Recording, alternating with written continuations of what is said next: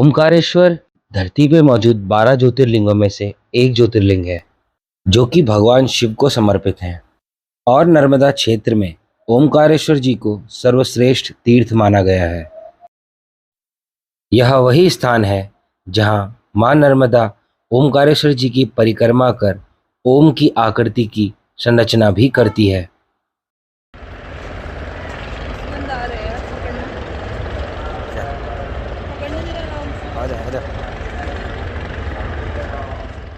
इस स्थान में ही आप तीनों लोकों के भी दर्शन कर सकते हैं, जैसे शिवलोक, ब्रह्मलोक और विष्णुलोक, क्योंकि इन तीनों ही पहाड़ियों पर भगवान शिव, ब्रह्मा जी और विष्णु भगवान जी के मंदिर स्थापित हैं और मां नर्मदा जी में उतरकर इन तीनों ही लोकों के एक साथ दर्शन करने का सौभाग्य भी प्राप्त होता है।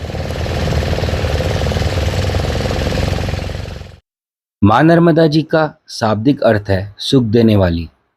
प्रचलित पौराणिक मान्यताओं के अनुसार जब एक बार भगवान शिव तपस्या में लीन थे तो उनके पसीने से एक कन्या की उत्पत्ति हुई। वैसे ही जैसे भगवान शिव के पसीने की एक बूंद धरती पर गिरने से मंगल देव का जन्म हुआ, जिनको कि धरती पुत्र नाम से भी जाना जाता है। कहते हैं मां नर्मदा जी में जन्म से ही अलौकिक सौंदर्यता थी, जिसे देख भगवान शिव और माता पार्वती अति प्रसन्न हुए और इसी प्रसन्नता के चलते भगवान शिव और माता पार्वती ने मां नर्मदा जी को नर्मदा नाम से संबोधित किया, जिसका अर्थ है परम सुख देने वाली।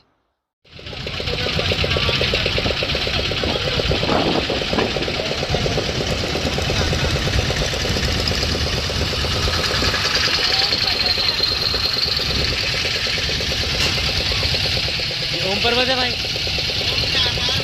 हाँ ये देखो, ये पूरा शिवलिंग लग रहा है ना। ओमकारेश्वर में मां नर्मदा जी इसी ओम पर्वत की परिक्रमा करती है, जो कि लगभग 7 किलोमीटर लंबी है और इसी परिक्रमा के दौरान मां नर्मदा जी का संगम कावेरी नदी से भी होता है। मां नर्मदा जी को पाप नाशनी कहा गया है। कहते हैं मां नर्मदा जी को देखने मात्र से ही सभी पाप नष्ट हो जाते हैं और देवों ने तो मां नर्मदा जी को यह भी वरदान दिया था कि उनके तट पर सभी देवी देवताओं का वास होगा। यह सत्य भी है, क्योंकि जब ओम पर्वत की 7 किलोमीटर की लंबी पैदल यात्रा की जाती है तो उस दौरान कई सारे पौराणिक मंदिर भी दिखाई देते हैं।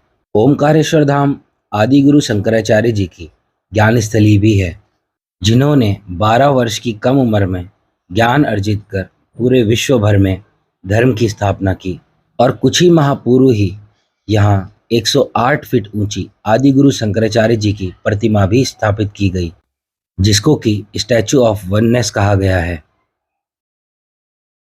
और ये पेड़ी और के ऊपर चले जाइए। ये वाली सीढ़ी। हाँ ये वाली सीढ़ी है। ऊपर जाने के बाद ये पैदल मार्ग है और गाड़ी से जाना हो तो आगे ब्रिज है, सामने जो गाड़ी जा रहा है वहाँ से भी आप जा सकते हो। दो मार्ग। मां नर्मदा जी में मौजूद हर कंकर को शंकर कहा गया है और इन्हीं कंकरों से बने शिवलिंग को नर्मदेश्वर शिवलिंग भी कहते हैं। और अन्य शिवलिंग की तुलना में नर्मदेश्वर शिवलिंग को प्राण प्रतिष्ठा की जरूरत नहीं होती और इनको घर ले जाकर स्थापित कर पूजन किया जा सकता है। जैसे मैम ये नर्मदेश्वर शिवलिंग है, ये तिलकधारी है, आप उनमें आकृति देख सकते हो। ये कहते हैं ना कण कण में शंकर जी कहते हैं जिसे, हाँ। वो ये हमारी नर्मदा नदी में निकलता है। अच्छा। ये आपको ओमकारेश्वर में यहाँ पे कावेरी और नर्मदा जी के संगम पे मिल सकता है। मतलब जो इस पे ये निशान चिन्ह है, मतलब हाँ, ये इस तरीके के, हाँ। मतलब एक तरीके। कहते हैं जैसे इनमें एक जनियों वाले आते हैं जो पंडित जी जनेऊ हाँ, हाँ, करते हैं, हाँ। उस टाइप से निकलते हैं। एक तिलकधारी निकलते हैं, अच्छा। एक वो गणपति जी जैसे हाँ, हाँ, हाँ निकलते हैं, भैया, हाँ, बाकी हाँ। उनका अच्छा, नाम भूल गया हूँ। मतलब जिस पत्थर में इस तरह के निशान चिन्ह हो हाँ। वो मतलब नर्मदेश्वर शिवलिंग की पहचान है। ओके भैया, थैंक यू भैया।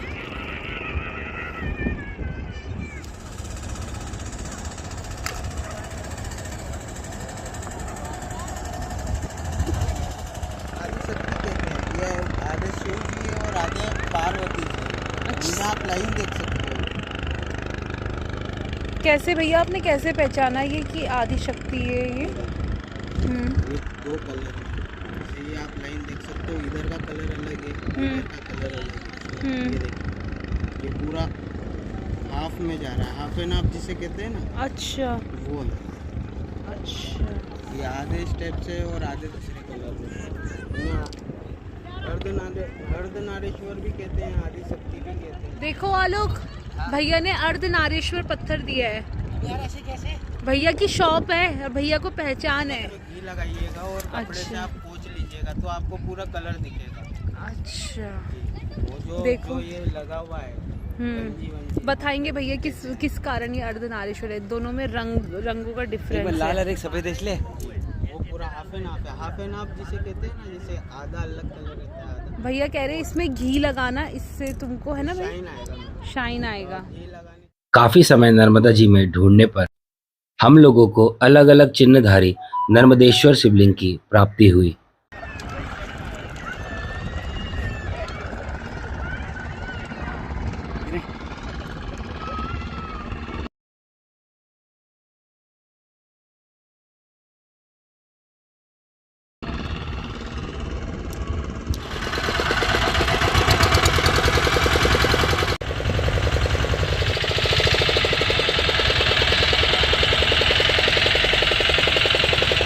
जिस नदी का हर कंकर शंकर कहा गया है, वो नदी कितनी पवित्र होगी।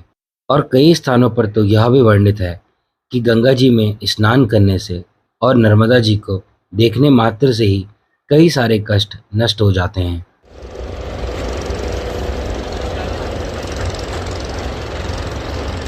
मां नर्मदा जी के मनमोहक दर्शन करने के बाद हम लोगों ने दोनों भाइयों को धन्यवाद कर और अपना अकाउंट शेयर कर विदाई ली।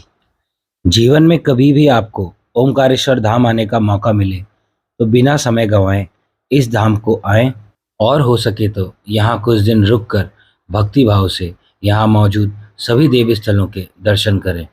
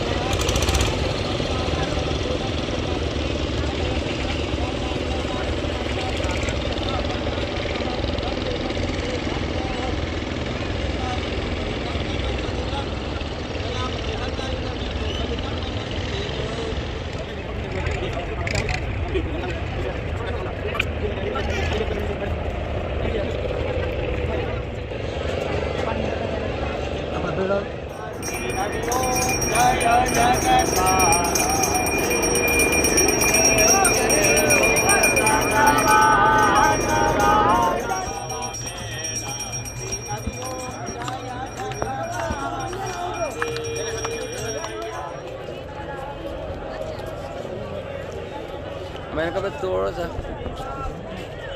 नमः पार्वती